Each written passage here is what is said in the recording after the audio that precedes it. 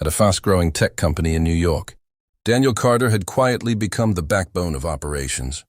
A single father raising his 8-year-old daughter, he balanced late-night project deadlines with early morning school drop-offs, never once letting either responsibility slip. Over the years, he had built the company's operations team from the ground up, designing efficient systems, training staff, and solving crises before they ever reached the executive floor. His leadership style was calm but firm, earning him deep respect across every level of the organization. People trusted him, not just because he was skilled, but because he genuinely cared. On most mornings, Daniel arrived before sunrise, coffee in hand, already reviewing reports and planning the day. His desk was always organized, his plans always clear. Employees often said the company ran on Daniel's clock, and it wasn't far from the truth. So when whispers began spreading that the chairman's son, Ryan Blake, was being brought into a senior role, no one imagined it would affect Daniel directly. After all, Daniel's position seemed untouchable. He had earned it through years of relentless effort, but one afternoon everything changed. Daniel was called into a brief, unusually cold meeting with upper management. There were no long explanations, no appreciation for his service, just a short rehearsed statement. The company was moving in a new direction, and Ryan Blake would be taking over his role immediately. Daniel sat in silence for a moment, absorbing the words. He wasn't angry, at least not outwardly, but there was a quiet disbelief in his eyes. After everything he had done, it ended in less than 5 minutes. Word spread quickly across the office. Employees were stunned, exchanging uneasy glances. But saying little, no one dared to question the chairman's decision openly. Daniel packed his things calmly, offering polite goodbyes even as people struggled to meet his gaze. Some wanted to speak up to protest, but fear held them back. Watching him leave felt wrong, like the company was losing something, far more valuable than just an employee. Ryan arrived the very next day, dressed sharply and carrying an air of confidence that didn't quite match his experience. He spoke boldly in meetings, throwing around ideas and making rapid changes, eager to prove himself. At first, a few people tried to support him, hoping things might settle. But it quickly became clear that Ryan didn't understand the systems Daniel had spent years perfecting. He dismissed existing processes as outdated, without fully grasping why they worked. Within days, small issues began surfacing. Miscommunications between teams, increased deadlines that were once routine started slipping. Employees found themselves confused by shifting instructions and unclear priorities. Ryan, instead of slowing down to learn, pushed harder, making even more changes.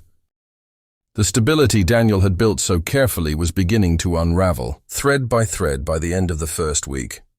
The atmosphere in the office had changed completely. What was once a place of quiet efficiency had turned tense and uncertain. People worked longer hours but achieved less. Mistakes that Daniel would have prevented in minutes now lingered unresolved, and while Ryan maintained his confident front, there was a growing sense among the staff that something fundamental had been lost, and that the consequences were only just beginning. 3 weeks after Daniel's departure, the company no longer felt like the well-oiled machine it once was.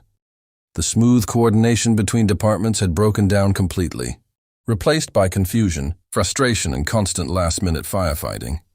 Tasks that used to take hours were now dragging on for days, and no one seemed fully sure who was responsible for what anymore. Meetings became longer and more chaotic, filled with overlapping opinions but very few clear decisions. The confidence employees once had in their leadership was quietly fading. Clients were the first to notice. Deadlines were missed, updates were inconsistent, and small errors began appearing in major deliverables.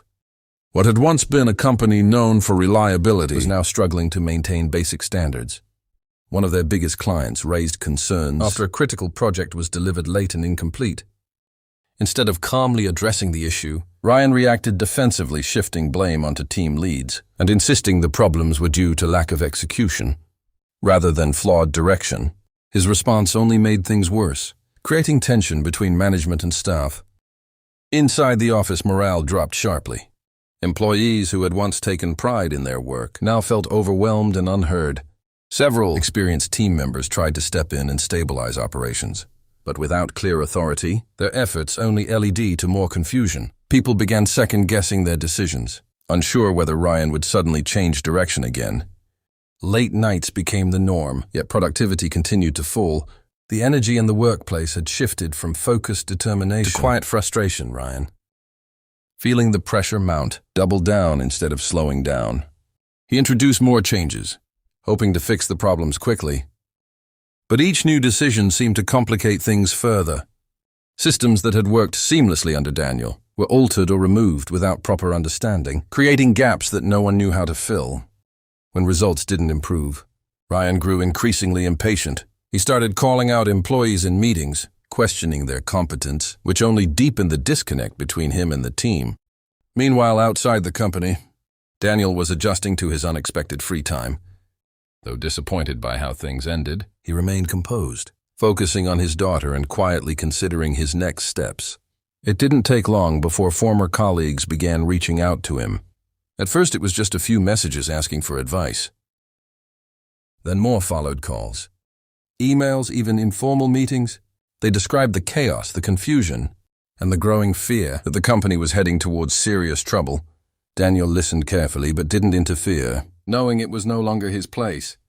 Back at the company, the situation reached a breaking point. When another major client decided to pull out of a long-term contract, the loss sent shockwaves through the organization. Revenue projections dropped overnight, and the board could no longer ignore the decline. Emergency meetings were called, and for the first time, the chairman began to see the full impact of his decision. Reports highlighted missed targets, declining performance, and rising employee dissatisfaction. Ryan, once so confident, now struggled to maintain control. The pressure was visible in his tense posture and uncertain tone. During meetings, his earlier certainty had been replaced by hesitation. But by then, the damage was already done. The company that had once thrived under steady leadership was now unstable, and everyone from junior staff to top executives could feel it. The realization slowly set in that replacing experience with privilege had cost them far more than they had ever anticipated.